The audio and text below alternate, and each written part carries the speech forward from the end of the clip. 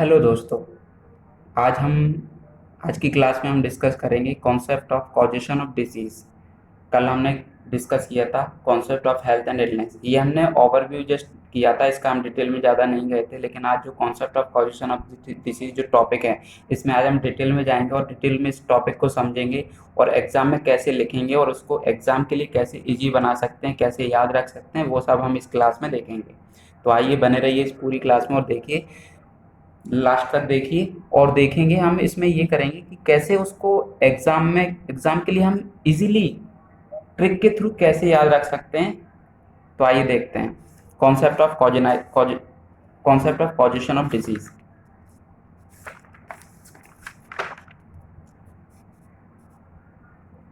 तो स्टार्ट करते हैं। Concept of causation of disease. Concept of causation of disease का मतलब है कि जो डिसीज होने की जो प्रोसेस है, जो डिसीज किसी ह्यूमन में जब डिसीज होती है तो उसका क्या कॉन्सेप्ट क्या होते हैं, उसके पीछे का क्या सिद्धांत हैं। वो कई साइंटिस्ट ने अलग अलग थ्योरी दी हैं, बट हम इसमें लिमिटेड क्राइटेरिया के अंदर पढ़ेंगे, जैसे इग्नू के सिलेबस में दिया हुआ है। मैं इसलिए उसकी बुक यूज़ कर रहा हूँ ताकि किसी टॉपिक में हम ज़्यादा डिटेलिंग में ना जाएं। जितना हमें ज़रूरत है, जितना हमारे एग्ज़ाम के लिए ज़रूरत है, हम उतना ही पढ़ें। क्योंकि मैं आपको इसीलिए बुक यूज़ कर रहा हूँ, क्योंकि बुक में एज इट इज़ जैसा दिया है मैं उसी को एक्सप्लेन और उसी को इजी वे में समझाने की कोशिश करूँगा। इससे ज़्यादा कुछ नहीं, मैं ज़्यादा डिटेल में नहीं जाऊँगा। बस आपको थोड़ा सा इजी बनाने की कोशिश करूँगा कि आपको इजी रहे। तो concept of causation of disease अगर एग्जाम में ये क्वेश्चन आता है तो इसके अंदर आपको 5 मेन कंपोनेंट याद रखना है। Concept of causation of disease अगर क्वेश्चन पेपर के अंदर आता है तो इसमें आपको ये लिखने के लिए आपको 5 चीज़ें आपको याद होनी चाहिए, 5 चीज़ आपके दिमाग में आ जानी चाहिए कि ये इस concept of causation of disease के मेन कंपोनेंट हैं। वो 5 कंपोनेंट क्या क्या हैं, वो आइए देखते हैं। तो वो 5 कंपोनेंट हैं। फर्स्ट आप देख रहे हैं सुपर नेचुरल कॉज। ये आप चाहे तो किसी भी डायरी या बुक या नोटबुक जिसमें भी आप अभी आपके पास है उसमें नोट कर लें, क्योंकि ये जो कंपोनेंट है ये आपको एग्जाम में लिखने में हेल्प करेंगे। अगर आपने ये याद रख लिए तो आप इसको इजीली लिख पाएंगे। क्योंकि मैंने पहले ही बोला था किसी चीज़ को पढ़ने के लिए अगर हमें इजी बनाना है तो पहले उसको तोड़ लें टुकड़ों में। तो ये वही एक तरीका है। तो इसके concept of causation of disease को पढ़ने के लिए ये 5 चीज़ें आपको याद होनी चाहिए। तो ये पहला क्या है, सुपर नेचुरल कॉज। चाहे तो नोट कर लीजिए आप, super natural cause. Second one contagion theory. Third है germ theory. Fourth epidemiological triad theory. Fifth है theory of wave of causation. तो ये मेन कंपोनेंट है इसके। अब इन्हीं कंपोनेंट को हम कैसे डिटेलिंग में पढ़ेंगे, पूरे आप देखेंगे, मेरे साथ बने रहिए आप, और आप देखेंगे कि आप हम पूरे इस टॉपिक में सिर्फ इन्हीं 5 चीज़ों को पढ़ रहे हैं अगर आप अच्छे से देखें तो। देखिए, सिंस डिसीज हैज़ ऑल यहाँ से पढ़ेंगे, since disease has always been constant accompaniment of human right from the pre historic time onward, he has been trying to find out the cause of disease, the various theories prevalent in different civilization were।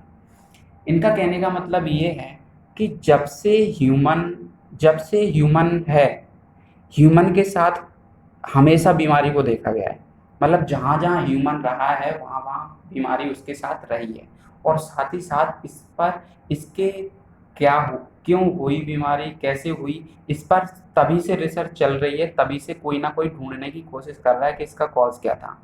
ये पुराने time से। और फिर time के हिसाब से धीरे धीरे थ्योरी भी दी गई, लेकिन वो टाइम के हिसाब से चेंज होती गई। क्योंकि जब ज़्यादा किसी की रिसर्च होती रहती है तो कहीं ना कहीं उसकी सच्चाई बाहर आती है। तो वही चीज़ें पुराने टाइम से जो रिसर्च चल रही थी तो उससे अच्छी रिसर्च आती गई और आगे आगे हम पढ़ते रहे उसको। तो ऐसे ही आज हम concept of causation of disease के अंदर ऐसे ही बहुत सारे कंपोनेंट पढ़ेंगे। तो पहले हम पढ़ेंगे super natural cause. Super natural cause में इन्होंने लिखा है like being processed by evil spirit, breath of God, punishment of evil deed during previous birth etcetera cause disease. Super natural cause में इन्होंने लिखा है कि कोई भी बीमारी, ये बहुत पुराने टाइम में होता था और ये सीक्वेंस में दिया हुआ है। जैसे पुराने टाइम में क्या होता था कि कोई भी डिसीज़ होती थी तो ये कहा जाता था कि ये डिसीज़ तुम्हारे पुराने कर्मों की वजह से दी गई है, इस जन्म में तुमने पुराने जन्म में कोई पाप किया था इसलिए इसलिए ये बीमारी दी गई है, या फिर उस चीज़ों को भूत प्रेत आत्माओं से जोड़कर देखते हैं कि इसको ऐसा किया था इसलिए बीमारी हुई। तो इसमें पुरानी अवधारणाएं काम करती हैं। इस सुपर नेचुरल वर्ड का ही मतलब होता है कि आत्मा भूत प्रेत से रिलेटेड। तो सुपर नेचुरल कॉज में क्या था कि इसमें पुरानी भ्रांतियां ज़्यादा थी, साइंटिफिक कोई बात नहीं थी कि एजेंट माइक्रो, ऐसा कुछ बात नहीं थी, जस्ट पुरानी बातें। देन आपकी आती कंटेजियस थ्योरी। कंटेजियस थ्योरी आप इसके वर्ड से ही समझ रहे हो, कंटेजियस मतलब कॉन्टैक्ट, कम्युनिकेबल, एक पर्सन से दूसरे पर्सन में फैलने वाली बीमारी। वर्ड से अगर आप देखो टर्मिनोलॉजी अगर आप समझने की कोशिश करेंगे ना तो आप उसके अंदर की डिटेल में समझ सकते हैं कि आगे उसमें लिखा क्या होगा। तो कंटेजियस थ्योरी देखकर ही आप समझ जाइए इस वर्ड को, कंटेजियन वर्ड को समझ जाइए और इसका मतलब डायरेक्ट यही समझिए कि वह बीमारी जो एक पर्सन से दूसरे पर्सन में फैलती है वो कंटेजियन थ्योरी शायद उसी को लेकर होगी। तो आइए देखते हैं इसमें क्या है। Disease are spread through bad air और the various forms of close contact with diseased person. इसमें इन्होंने कहा है अब टाइम चेंज हुआ तो अवधारणाओं, देखो सुपरनेचुरल पावर था पहले, अब उन अवधारणाओं से थोड़ा बाहर आए और उन्होंने ये रिसर्च किया, ये थ्योरी बनाई कि कंटेजियन थ्योरी, कि हाँ एक पर्सन से दूसरे पर्सन में भी बीमारी फैल सकती है और फैलती है। तो इसमें उन्होंने कहा कंटेजियन थ्योरी में कि कोई भी की जो डिसीज होती है वो बैड एयर के थ्रू भी फैल सकती है या फिर किसी और माध्यम, जैसे ड्रॉपलेट इन्फेक्शन हुआ जो छींक खांसने से वजह से होता है, ऐसे मतलब जो एक पर्सन से दूसरे पर्सन में होता है।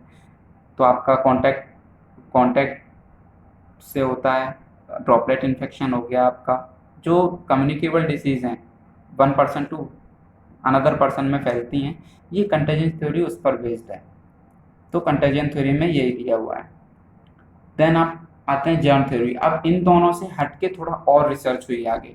तो जर्म थ्योरी 19 सेंचुरी में, 19 सेंचुरी में क्या हुआ कि जो रॉबर्ट कॉच और लुइस पास्चर थे उन्होंने क्या डिस्कवर किया कि एक ह्यूमन में कोई डिसीज है और उस डिसीज का उत्तरदायी किसको ठहराया गया है, एक माइक्रो ऑर्गेनिज्म को। मतलब उसका वो किसके कारण हुआ, माइक्रो ऑर्गेनिज्म के कारण हुआ। तो इन्होंने अपनी एक थ्योरी बना दी जर्म थ्योरी कि कोई भी डिजीज होती है तो किसी ना किसी माइक्रो ऑर्गेनिज्म की वजह से होती है। मतलब कोई भी डिसीज होगी, इनने डायरेक्ट अपनी थ्योरी में ये बोल दिया जर्म थ्योरी में कि कोई भी डिसीज ह्यूमन के अंदर होगी उसके लिए कोई ना कोई बैक्टीरिया वायरस, या बैक्टीरिया वायरस छोड़ के हम ये कहें कि कोई ना कोई माइक्रो ऑर्गेनिज्म उसके लिए रिस्पॉन्सिबल होगा। जैसे ट्यूबरक्लोसिस होता है तो उसका पॉजिटिव ऑर्गेनिज्म होता है माइकोबैक्टीरियम ट्यूबरकुलाई। तो ऐसे ही उन्होंने ये कह दिया कि कोई भी डिसीज होगी ह्यूमन के अंदर उसके लिए कोई ना कोई बैक्टीरिया या वायरस या micro organism, overall micro organism responsible होगा। इन्होंने जर्म थ्योरी में ये बोल दिया। 19th century bacteria was discovered as a cause of human disease by Robert Koch and Louis Pasteur. It was believed that every human disease to specific microbe or germ, to the extent that germ theory of the human disease emphasized that each and every human disease has to be caused by a microbes or germ, which is specific for the disease, and one must be able to isolate the microbe from the diseased human being. This was the central philosophy of famous Koch postulate formulated by Robert Koch, also known as Henle Koch postulates। मतलब इन्होंने, मैंने आपको बताया germ theory का मतलब यही था कि इन्होंने ये कह दिया कि कोई भी डिसीज होगी ह्यूमन के अंदर उसके लिए कोई ना कोई बैक्टीरिया या वायरस रिस्पॉन्सिबल हो गया, माइक्रो ऑर्गेनिज्म रिस्पॉन्सिबल होगा ही। ठीक है, यहाँ तक बात हुई। अब आगे टाइम और बीता, टाइम चलता गया, तो फिर बात क्या आई कि however with turn of the century it was being realised that germ theory could not fully explain the causation of disease. It was being considered that there were other factors that played the role in accentuation of attenuating the effect of germ and agent in causation of disease. This formed by basis of epidemiological theory. अब जैसे ही time निकला तो epidemiological theory आई, तो ये कहा गया कि ऐसा जरूरी नहीं है कि जो जर्म थ्योरी में दिया था कि कोई भी डिसीज कि जर्म थ्योरी में दिया था कि कोई भी डिसीज के लिए, सॉरी आपने ये पढ़ नहीं पाया, मैंने ये लाइन पढ़ी थी अभी। However, with the turn of century, it was being realized that germ theory could not fully explain the causation of disease. It was being considered that were other factors that played the role in accentuation and attenuating the effect of germ or agent in causation of disease. This formed the basis of epidemiological trend theory. इनका मतलब ये था, फिर जैसे ही time बीतता गया ये तीन थ्योरी आ गई थी कॉजेशन ऑफ डिसीज को लेके, देन एपिडेमियोलॉजिकल ट्रायड थ्योरी भी आई। तो ये निश्चित हुआ कि जैसे ही टाइम बीतता गया तो लोगों ने रिसर्च की, साइंटिस्ट ने रिसर्च की उस डिसीज या किसी इन बीमारियों को लेके, तो ये पता चला कि जो भी, ऐसा जरूरी नहीं कि जर्म थ्योरी में जैसा कहा था कि कोई भी डिसीज होगी तो उसके लिए कोई ना कोई जर्म रिस्पॉन्सिबल होगा, कोई ना कोई माइक्रो ऑर्गेनिज्म रिस्पॉन्सिबल होगा। ऐसा भी हो सकता है कि चलो जर्म तो रिस्पॉन्सिबल है मान लिया, लेकिन एपिडेमियोलॉजिकल ट्रायड थ्योरी में ये भी बताया गया, उसकी हेल्प से ये भी जाना गया कि ऐसा भी हो सकता है कि कोई भी बैक्टीरिया वायरस कॉज कर रहा हो, लेकिन साथ ही साथ उसके बहुत सारे फैक्टर हों जो उस बैक्टीरिया या वायरस या माइक्रो ऑर्गेनिज्म को की ग्रोथ करने में और उसको और ज़्यादा मजबूत बनाने में बहुत सारे फैक्टर इन्वॉल्व हों और वो उस बीमारी को बढ़ा रहे हैं। ऐसा इस एपिडेमियोलॉजिकल ट्रायड थ्योरी में देखा गया। तो आइए अब देखते हैं एपिडेमियोलॉजिकल ट्रायड थ्योरी। देखिए हम सीक्वेंस में ही चल रहे हैं, जो मेन इंपॉर्टेंट कंपोनेंट थे इस सुपरनेचुरल कॉजेज हमने पढ़ा, देन उसके बाद हमने कंटेजियन थ्योरी पढ़ा, देन जर्म थ्योरी हमने पढ़ा, जर्म थ्योरी, अब हम एपिडेमियोलॉजिकल ट्रायड थ्योरी पढ़ रहे हैं। सब हम इन्हीं कंपोनेंट के हिसाब से चल रहे हैं, तो अगर आप इन्हें याद रखेंगे तो पूरे टॉपिक आप इजीली लिख सकते हैं। तो आइए देखते हैं अब एपिडेमियोलॉजिकल ट्रायड थ्योरी क्या है और उसमें क्या क्या है, क्या कहा गया। अब हम पढ़ेंगे एपिडेमियोलॉजिकल ट्रायड थ्योरी। इन्होंने कहा complex interaction among people, their characteristics and the environment influence health। मतलब इन्होंने कहा कि जो पीपल हैं, जो पर्सन्स हैं, जो सोसाइटी में रहने वाले लोग हैं, जरूरी नहीं है कि किसी ना किसी, वो जब एक रहते हैं सोसाइटी में, जो पीपल, जो पर्सन्स, जो बहुत सारे लोग रह रहे हैं, वो कहीं ना कहीं उनकी हेल्थ पर जो हमारा इन्वायरमेंट है, जो हमारा वातावरण है, वो बहुत ज़्यादा असर करता है, पॉजिटिवली वो और नेगेटिवली भी। तो वही चीज़ को यहाँ बताया गया है। इट दस involve a state of interaction between self and environment. ठीक है। दे this theory known as epidemiological trend theory hypothesized that there are three important determinants of state of health or disease in human being, namely, इन्होंने कहा कि epidemiological triad theory में उन्होंने तीन main component लिए, agent, host, environment. इन तीनों component पे epidemiological triad theory है। आइए देखते हैं वो कैसे है। एजेंट के थ्रू उन्होंने क्या लिखा है एजेंट में, factor related to various characteristics of the agent which cause the disease. ठीक है। एजेंट का मतलब है कि कोई भी बैक्टीरिया हो, चाहे वायरस हो, चाहे कोई भी माइक्रो ऑर्गेनिज्म हो, जो उस डिसीज को फैला रहा है, जिसकी वजह से डिसीज हुई है, वो एजेंट हो गया। डायरेक्टली अगर हम कहें कि जिसकी वजह से डिसीज हो रही है, कोई भी बैक्टीरिया, वायरस या माइक्रो ऑर्गेनिज्म की वजह से, तो वो एजेंट है। अब होस्ट क्या है? Host factor which relate to various characteristics of human being like age, gender, ethnicity etcetera. अब होस्ट में क्या है? होस्ट की बात करें तो होस्ट वो होता है जो कोई भी बीमारी जिसको बहुत जल्दी होने की आशंका है। जैसे आप देखें कोरोना वायरस चल रहा है, तो कोरोना वायरस में क्या है, जिसकी इम्यूनिटी लो है उसको ये डिजीज होने की ज़्यादा चांसेस हैं, वो ज़्यादा ससेप्टिबल होस्ट है उसका। तो कैसे? जैसे लो इम्यूनिटी होगी तो वो ज़्यादा उस पर एक्टिवली इफेक्ट करेगा। तो ऐसे ही होस्ट का मतलब है कि factor which are relate various characteristics of human being like age, gender. Age जैसे कोरोना में क्या है, ओल्ड एज, उनकी इम्यूनिटी कम है तो वो उन पे ज़्यादा प्रभावी रहेगा, उनको ज़्यादा अफेक्ट करेगा। जेंडर, ऐसी बहुत सारी चीज़ें जो होस्ट आपको बनाती हैं। जैसे आपकी इम्यूनिटी कम है, या आपको ऐसे बहुत सारे फैक्टर्स हैं जो आपको उस आपकी जो इम्यूनिटी है वो कम कर देते हैं, तो वो होस्ट आपको बना देंगे। देन इन्वायरमेंट आता है, factors which describe the various characteristics of the environment in which human being is living. As per the theory, as long the state of fine balance and or equilibrium is maintained between the various agent, host and environment factor, the person stay in a state of health. On the other hand, the moment this fine balance is disturbed due to change in any one or more of the agent, host and environment related factor, a departure from the state of health occur as figure in sum। ये जो figure दिए हुए हैं इसमें उन्होंने समझाने की कोशिश की है। पहले जो एपिडेमियोलॉजिकल ट्रायड में क्या आप इस डायग्राम में आप क्या समझ रहे हैं, एजेंट, होस्ट, एनवायरनमेंट, ये तीनों, एजेंट का मतलब मैंने समझा दी जो भी बैक्टीरिया वायरस जो डिसीज कॉज कर रहा है, होस्ट जो बहुत ज़्यादा जिसको बीमारी असर कर सकती है या बहुत ज़्यादा उस पर बैक्टीरिया वायरस उस पर इफेक्टिवली उसको कॉज कर सकता है डिसीज, वो होस्ट हो गया जिसकी इम्यूनिटी कम है, ऐसे ऐसे हो सकता है जिसको ज़्यादा चांसेस है होने की बीमारी। इन्वायरमेंट जो हमारे चारों तरफ का वातावरण है, हमारे आसपास का वातावरण। तो इन तीनों चीज़ें आपस में इंटरकनेक्ट हैं और ये एक दूसरे को, अगर कोई भी इनमें से इम्बैलेंस होता है तो आपको डिजीज होने के बहुत ज़्यादा चांसेस हैं। इक्विलिब्रियम, इक्विलिब्रियम का मतलब होता है कि बैलेंस, जैसे इन्होंने यहाँ लिखा है इक्विलिब्रियम मेंटेन, बैलेंस और इक्विलिब्रियम। बैलेंस और इक्विलिब्रियम का मतलब होता है कि बैलेंस रखना किसी भी चीज़ को।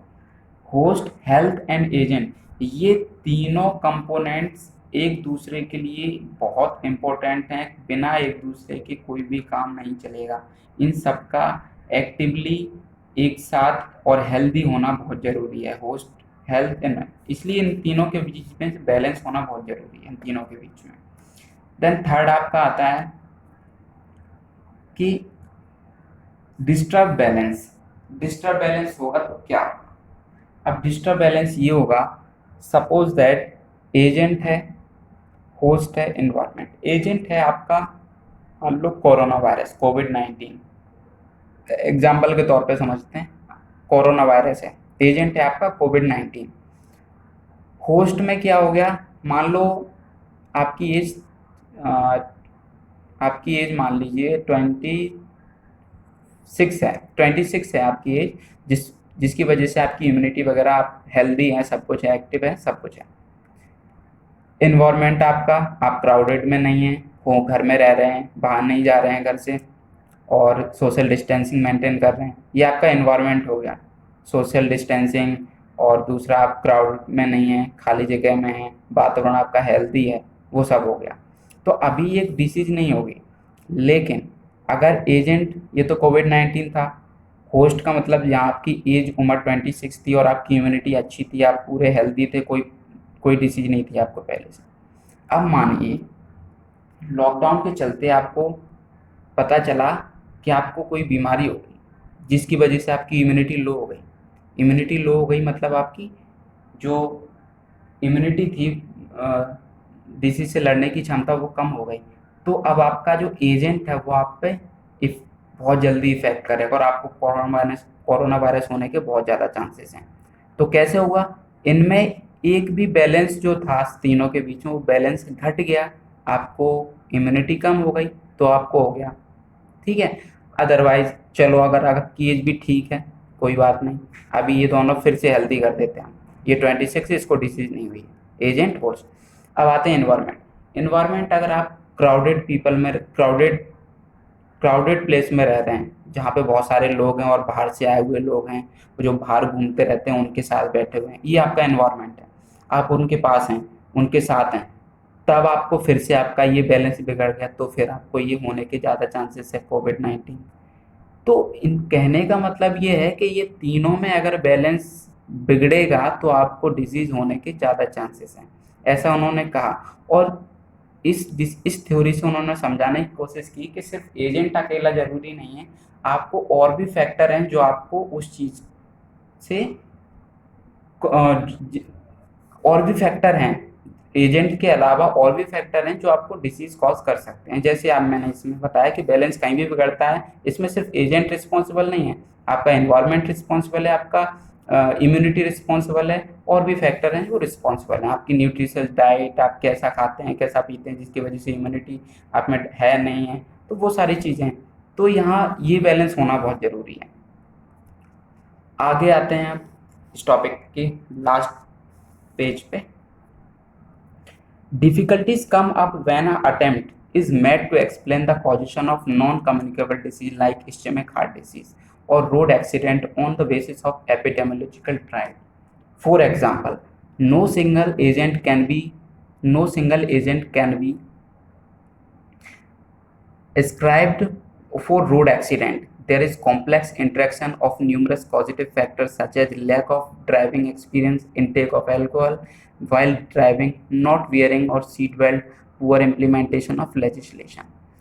अब इन्होंने क्या कहा, डिफिकल्टी कब आई, जब नॉन कम्युनिकेबल डिसीज को के लिए रिसर्च की गई कि इसका पॉजिटिव ऑर्गेनिज्म क्या है। डिफिकल्टी तब आई क्योंकि इसमें हमने ये देखा था बाकी थ्योरीज में कि किसी के लिए रिस्पॉन्सिबल था बैक्टीरिया, वायरस, जर्म थ्योरी, ये सारी थ्योरी थी, लेकिन नॉन कम्युनिकेबल डिसीज का पॉजिटिव ऑर्गेनिज्म या पॉजिटिव फैक्टर क्या है वो डिसाइड करना बहुत मुश्किल बात है। क्योंकि मान लो अगर रोड एक्सीडेंट हुआ है, उन्होंने एग्जाम्पल के तौर पे समझाया, मान लो एक रोड एक्सीडेंट हुआ है, तो रोड एक्सीडेंट में क्या क्या फैक्टर्स हो सकते हैं वो देखिए। No single agent can be सकते हैं, मतलब कोई भी सिंगल एजेंट रिस्पॉन्सिबल नहीं है फॉर रोड एक्सीडेंट। जैसे देर इज कॉम्प्लेक्स इंट्रैक्शन, बहुत सारे हैं, न्यूमरस पॉजिटिव फैक्टर हैं such as lack of driving experience, किसी को ड्राइविंग एक्सीडेंट नहीं है तो ये भी एक पॉजिटिव फैक्टर है कि उसको एक्सीडेंट होगा। इनटेक ऑफ एल्कोहल, अगर वो ड्रिंक कर रहा है एल्कोहल और फिर ड्राइव कर रहा है तो उसको ये भी चांसेस हैं कि हो जाएगा accident. Then while driving not bearing seat belt और हेलमेट, जैसे टू व्हीलर चला रहे तो हेलमेट नहीं पहन रहे हैं और सीट बेल्ट नहीं, फोर व्हीलर में सीट बेल्ट नहीं लगाया है तो एक्सीडेंट होने के chances. Poor implementation of legislation, poor implementation legislation का मतलब कि कानूनी जो कानून बनाए गए हैं उनको फॉलो नहीं कर रहे हैं, बिना ड्राइविंग लाइसेंस के चला रहे हैं, और जो हेलमेट के लिए बोला गया है कि हेलमेट पहनना जरूरी है वो नहीं पहन रहे हैं, तो ये सारे फैक्टर्स रिस्पॉन्सिबल हो सकते हैं, होते हैं। तो ये फाइंड आउट करना इन सब के लिए कोई भी एक चीज़ को रिस्पॉन्सिबल ठहराना बहुत मुश्किल है। इसीलिए फिर क्या हुआ कि therefore the explaining the causation of non communicable disease in particular theory of wave of causation ways was postuled. Various factors related to disease are like an interacting wave of spider. Each factor has its own related importance of causing the final departure from the state of health as well as interaction of with other modifying the effect of each other. मतलब in non communicable के लिए फिर कौन सी theory आई, theory of wave of causation, जो मैंने last component बताया था 5th नंबर का, अगर आपने देखा होगा तो theory of wave of causation. ये फैक्टर कहाँ आया, ये थ्योरी आई आपकी, ये theory of wave of causation. इसका मतलब ये होता है, और ये करते हैं हम नॉन कम्युनिकेबल डिसीज के लिए। ये कब होगा, जब मान लीजिए आपको बहुत सारे wave of causation of disease, theory का मतलब है कि कोई भी डिजीज है, कोई भी डिजीज है उसके लिए बहुत सारे फैक्टर रिस्पॉन्सिबल होना। जैसे आपका ब्लड कोलेस्ट्रॉल लेवल, एक एग्जाम्पल के तौर पे देख रहे हैं, जैसे कोई भी हार्ट डिसीज हुई है उसके लिए, हार्ट डिजीज के लिए ब्लड कोलेस्ट्रॉल लेवल, आपकी age, genetic history of disease, आपका इन्वायरमेंट, आपकी लाइफ स्टाइल, और alcohol drinking, smoking,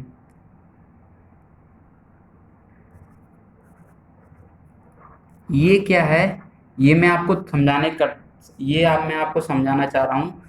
theory of wave of causation है ये, theory of wave of causation है ये।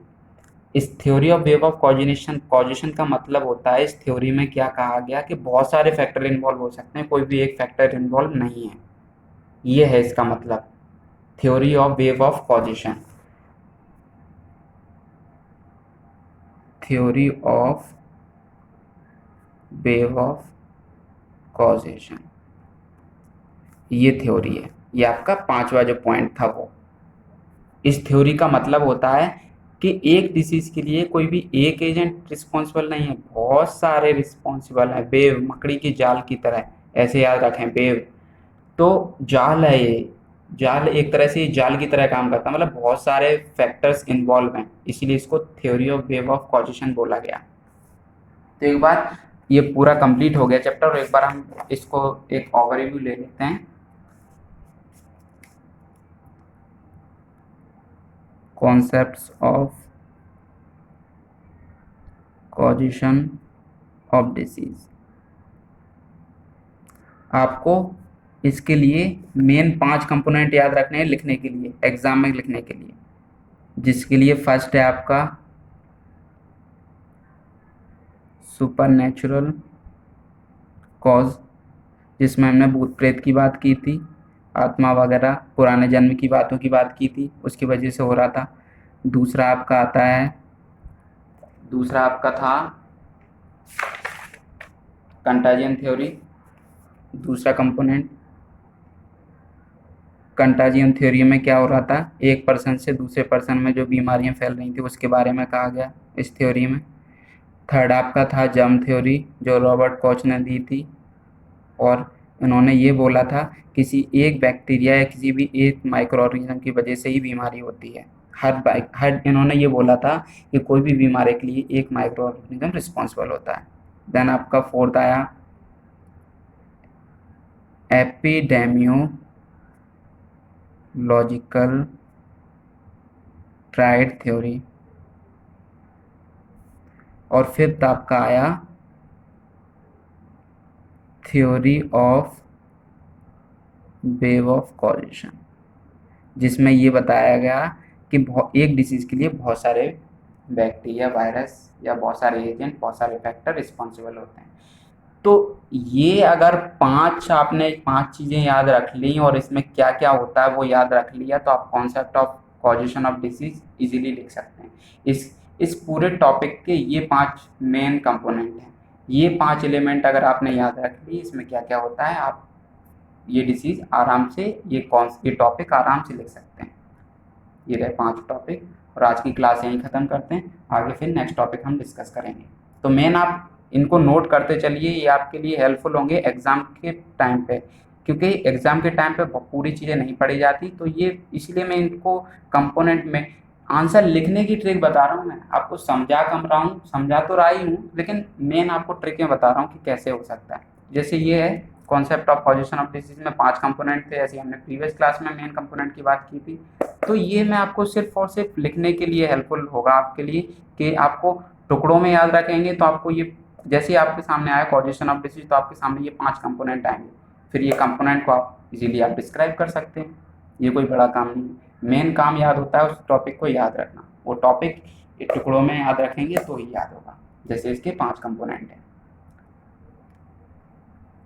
और अगर आपको पसंद आ रहा है तो और भी जो CHO हैं पूरे इंडिया में, तो सभी CHO जो तुम्हारा आपका फ्रेंड है कोई है, तो आप उनके साथ शेयर करें, और उनको भी इसका मतलब, ताकि वो भी इस लॉकडाउन के चलते उनको भी ये टॉपिक समझने में आसानी हो, क्योंकि पढ़ते तो सब हैं, लेकिन मेन है उस चीज़ को याद रखना और एग्ज़ाम के लिए भी याद रखना। तो जो हो सके जितना से ज़्यादा शेयर करें और लाइक करें, सब्सक्राइब करें। थैंक्स।